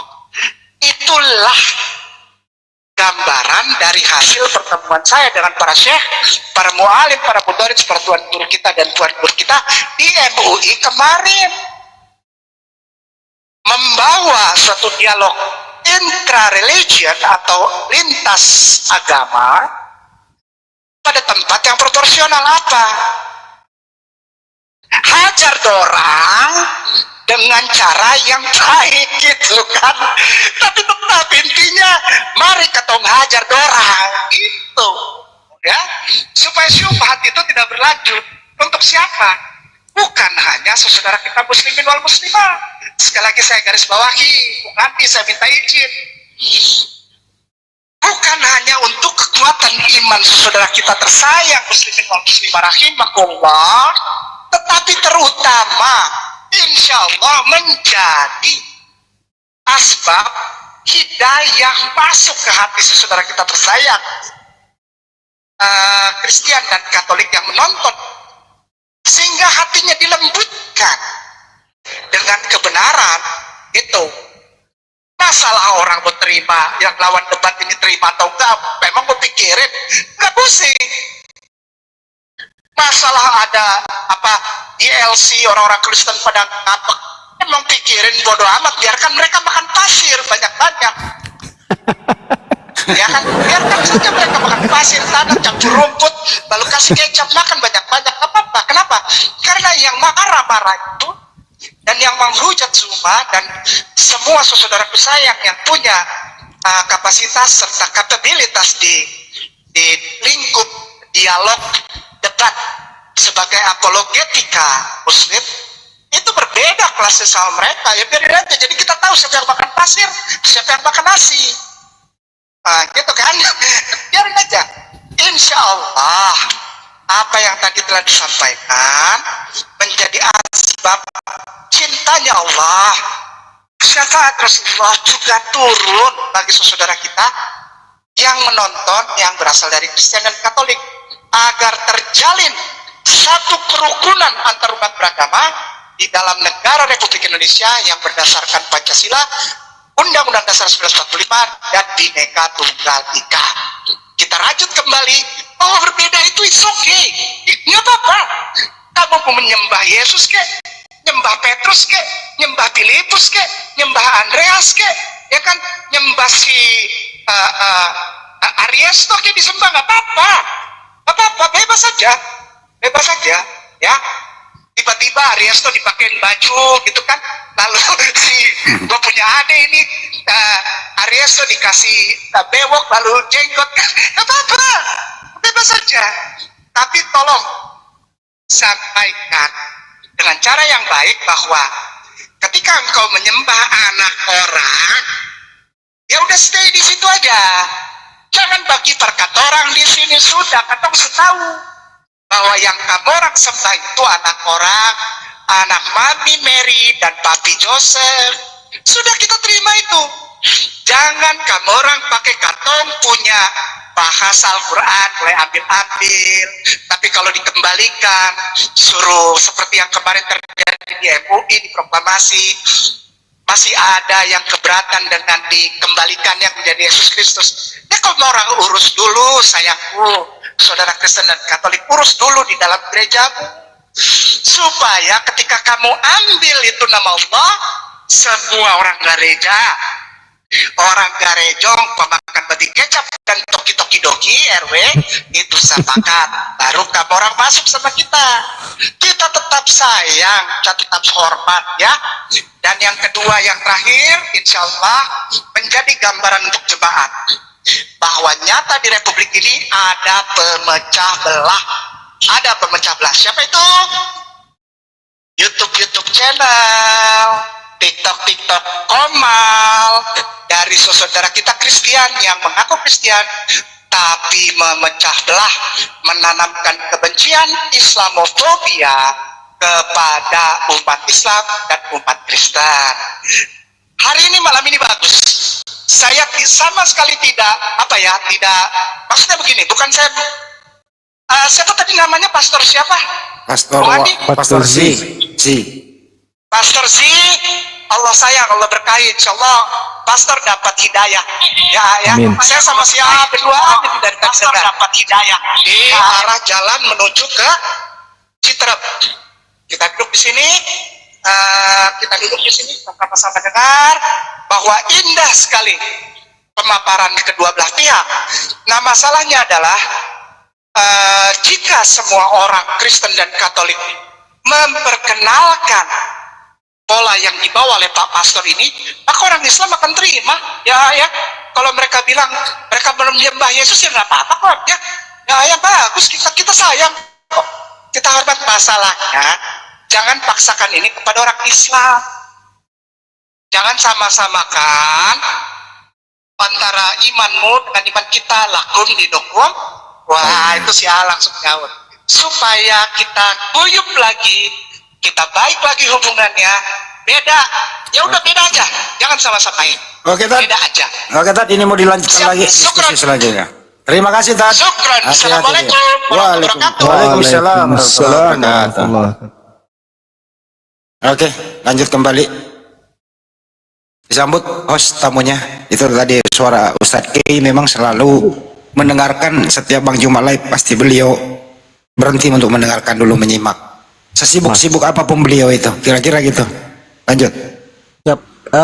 Tadi Bang Ferry Muslim atau Kristen, Bang Ferry? Bang Ferry? Ya. Assalamualaikum warahmatullahi wabarakatuh. Waalaikumsalam. Muslim. Ya, Mbak Faike dibuka mute-nya. Mbak Faike. Pak Dokter, coba teman-teman Kristen yang mau naik di typing ya. Saya Pak Dokter Muslim, Kristen. Bang. Oh iya, oke, mute dulu Bang ya. Mbak Muslim Faike Wayu. dibuka Bugis mute-nya. Wayu. Masya Allah, syukron Kak Ro, syukron. Mbak Faike,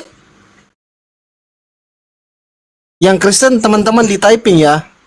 Kalau Kristen typing, tolong di typing kalau Kristen. Saya izin turunkan kawan-kawan Muslim dulu. Yang Kristen silakan naik. Masih Forex nih. Kristen Bang. Bang Forex, selamat atau tidak selamat Bang? Ya, selamat malam. Ya, malam Bang. Silakan Bang.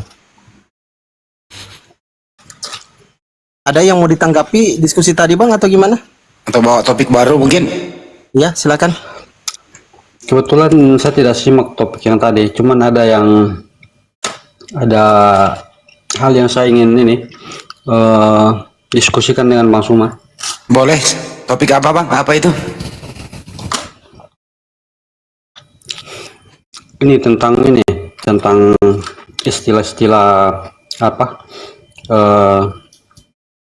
Istilah-istilah Quran yang diklaim Islam di dalam kitab Kristen. Boleh, silakan jawab. Paparkan dulu aja. Paparkan nanti Bang Juma nanggapi. Silakan. Ya, maksudnya yang saya ingin tanyakan dasarnya apa sampai ini bisa diklaim bahwa banyak istilah Quran yang ada di dalam kitab Kristen. Oke, silakan Bang Juma. Dia bertanya soalnya. Ya, baik. Jadi sebelum saya masuk ke sana, Bung, satu hal dulu yang perlu dipahami, bahwa untuk membersihkan sesuatu jangan kita cuci dengan air comberan. Itu tidak akan pernah bisa membersihkan itu. Nah, apa maksudnya? Di dalam pengajaran Kristen, jauh sebelum Anda menjadi terlahir sebagai Kristen atau Katolik atau Protestan atau apapun itu, agama Anda memang sudah menjadi budaya, pesan di dalamnya untuk menyamar. Contoh 1 Korintus 9:20, demikianlah bagi orang Yahudi aku menjadi seperti orang Yahudi, supaya aku memenangkan orang-orang Yahudi. Bagi orang-orang yang hidup di bawah hukum Taurat, aku menjadi seperti orang yang hidup di bawah hukum Taurat, sekalipun aku sendiri tidak hidup di bawah hukum Taurat, supaya aku dapat memenangkan mereka yang hidup di bawah hukum Taurat. Itu jelas itu. Jadi agama Anda memang sudah diajarkan begitu adanya. Filipi 1:18, tetapi tidak mengapa sebagaimanapun juga Yesus diberitakan baik dengan maksud mengelabui maupun dengan maksud jujur. Tentang hal itu aku tetap bersuka cita, dan aku akan tetap bersuka cita. Jadi memang agama Anda itu misinya mengajarkan orang tentang Yesus, meski dengan cara tipu daya, meski dengan cara menipu, meski dengan cara berbohong. Itu boleh, nyamar-nyamar boleh. Jadi ketika kitab Anda kemudian masuk di Indonesia dan banyak menggunakan istilah-istilah Al-Quran, itu tujuannya untuk mengelabui, untuk menjerat orang dalam tipu daya. Contoh misalnya kata Alkitab, apa dasarnya coba? Bisa-bisanya buku yang dibawa oleh orang Belanda kemudian masuk ke Indonesia menggunakan istilah Al-Quran. Coba, itu apakah kemudian? Apa dasar pijakannya? Apa rasanya gitu loh? Apa yang ingin Belanda kemudian ini sampaikan? Pesan apa yang ingin ia uraikan?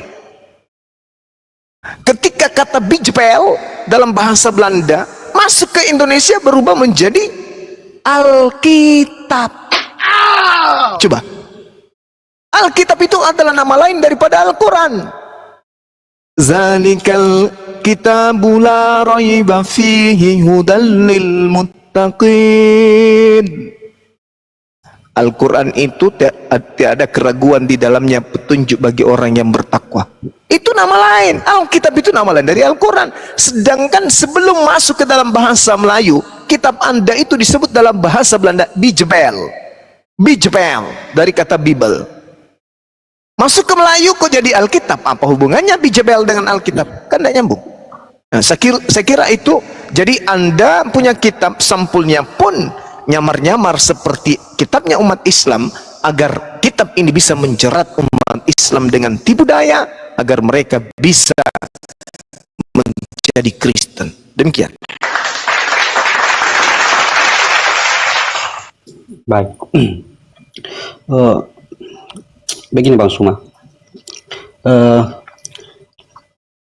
kan perlu diketahui juga bahwa anggaplah banyak istilah Quran di dalam Alkitab, bahkan nama kitab pun itu diklaim bahwa itu istilah Quran. Tapi perlu kita ketahui bersama juga bahwa proses penerjemahan dari Alkitab itu juga kan waktu itu kan proses penerjemahannya kan melibatkan ini saudara-saudara dari Muslim juga.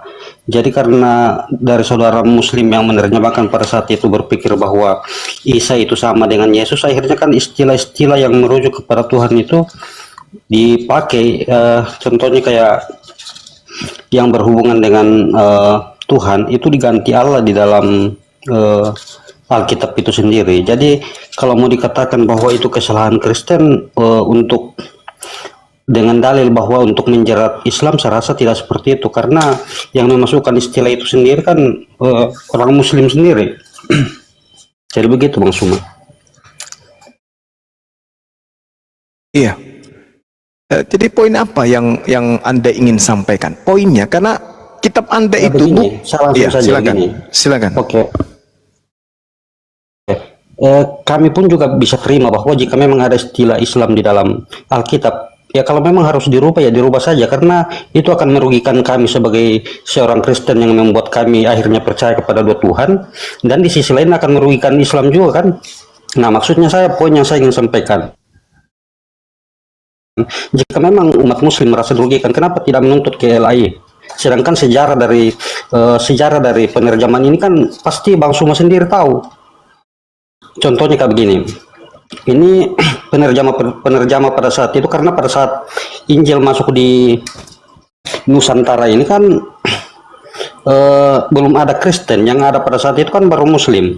Nah, pada saat itu kan Belanda masuk, ingin penginjil Belanda masuk, ingin mengabarkan tentang ajaran Kristen ini. Tapi pada saat itu kan mereka mencari orang-orang yang bisa paham mengenai bahasa Belanda dan sekaligus mengerti bahasa Melayu. Nah, pada saat itu kan yang ditemukan adalah saudara-saudara dari Muslim.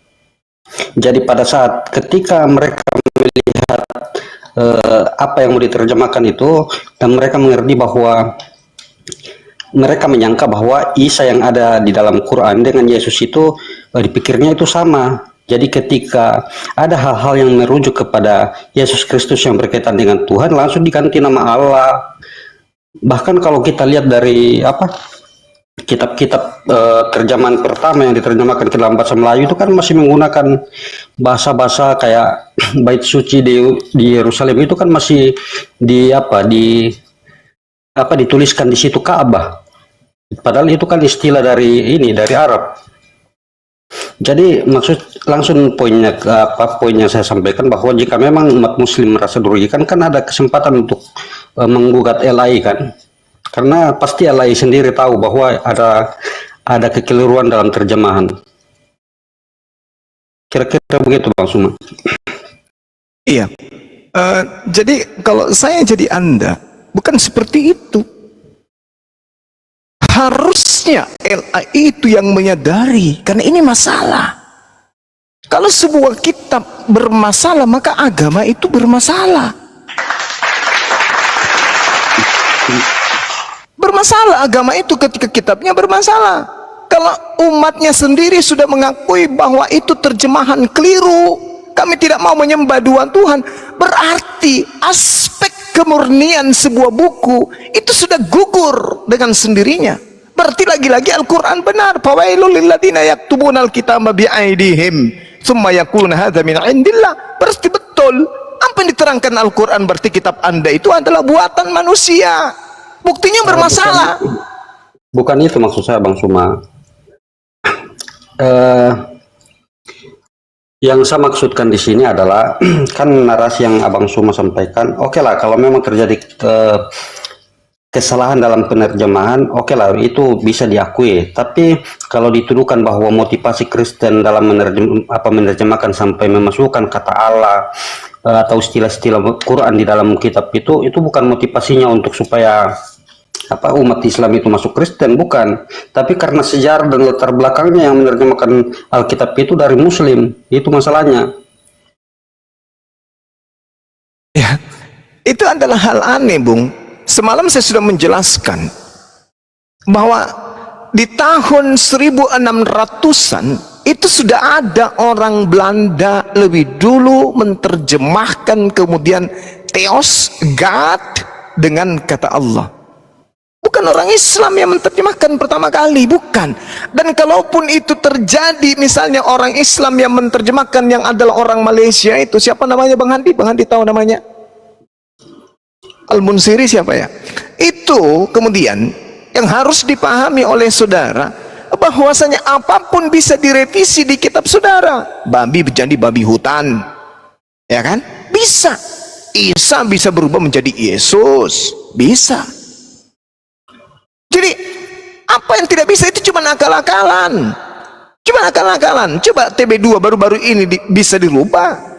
Kenapa kata Allah kalian susah untuk melepaskan? Kenapa kata Alkitab itu susah kalian lepaskan?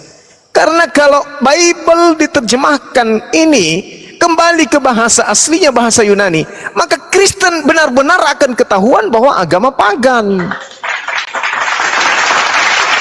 Apabila perjanjian baru diterjemahkan ke dalam bahasa Yunani, maka yang muncul di sana Theos. Theos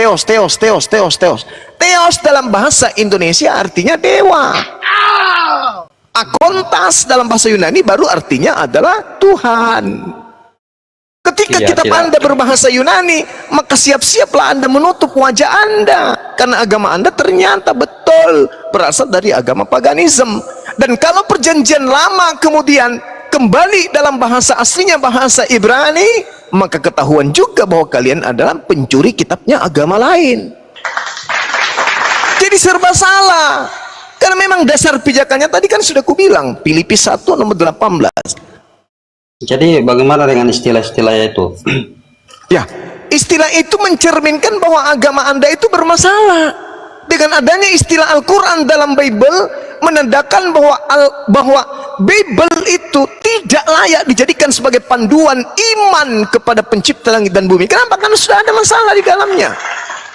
Kalau dia firman Tuhan, maka dia akan terjaga, maka dia akan murni dari Tuhan. Buktinya, apakah Anda sudah mengetahui bahwa ketika ada terjemahannya keliru, mengambil nama Tuhannya agama lain, berarti kitab Anda itu sudah tidak layak disebut sebagai firman Tuhan. Orang yang berakal akan meninggalkan buku-buku seperti itu. Kalau itu firman Tuhan, maka Tuhan akan menjaganya sampai dia murni. Kalau Tuhan tidak menjaganya, maka Tuhan akan melenyapkannya. Seperti Tauratnya Nabi Musa tidak dijaga oleh Allah, Tuhan melenyapkan. Mazmurnya, Zaburnya Nabi Daud, Tuhan melenyapkan. Injilnya Nabi Isa, Tuhan melenyapkan. Yang muncul sekarang ya terjemahan-terjemahan itu murni bukan firman Tuhan. Seperti itu, Bang. Ya, maksudnya begini Bang Suma, yang Bang Suma permasalahkan istilah-istilah dalam istilah-istilah Quran yang ada di dalam kitab, atau mempermasalahkan tentang keimanan Kristen.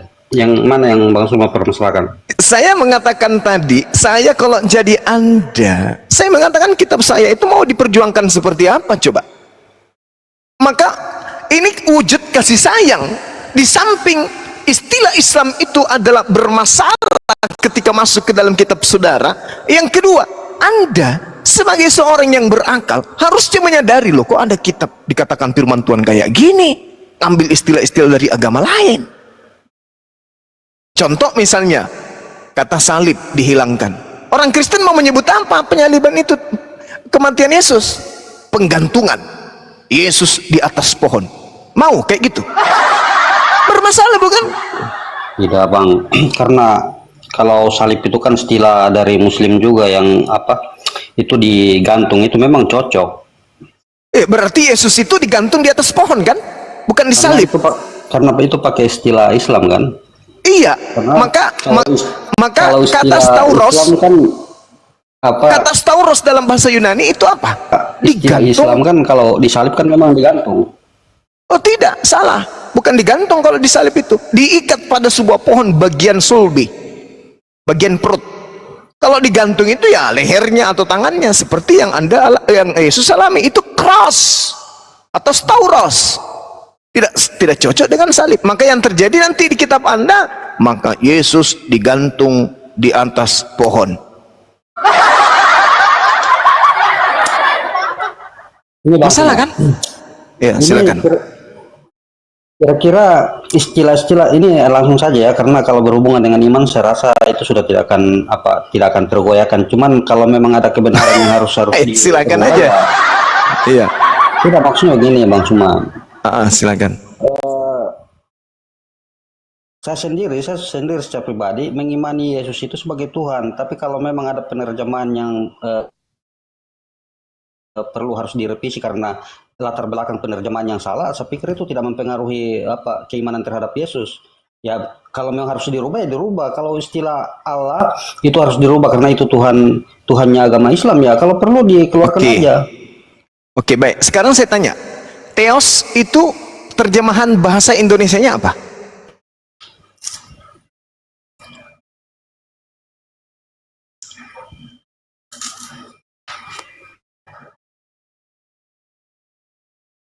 Contoh misalnya nih, Kemerah-merahan ya. contoh misalnya dalam bahasa Belanda ya, di kitab saudara, this is het begin van het evangelio over Jesus Christus de Son van God. Itu dalam bahasa Yunani, bahasa Belanda, di Markus 1 nomor 1. Ada nggak di situ kemudian ketika dikatakan bahwa dia adalah anak Theos? Ketika di Indonesia kan, maka Theos itu artinya dewa. Berarti Yesus ini, the Son van God, harus diartikan bahwa Yesus itu adalah anak dewa. Kira-kira kalau Yesus anak dewa, Anda masih mau menjadi Kristen? Masih mau. Dewa itu saya terjemahkan sebagai Tuhan. Nah, dewa itu ada berapa dewa? Satu atau ribuan atau jutaan dewa? Dewa itu kan sinonim dengan Tuhan, kata Tuhan. Oh, nggak bisa. Tidak bisa Anda mengatakan dewa sinonim.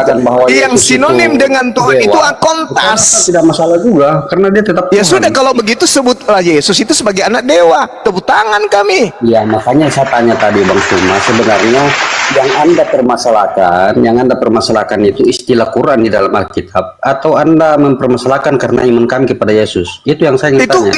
Itu hak Anda kemudian beriman kepada Yesus, silakan aja.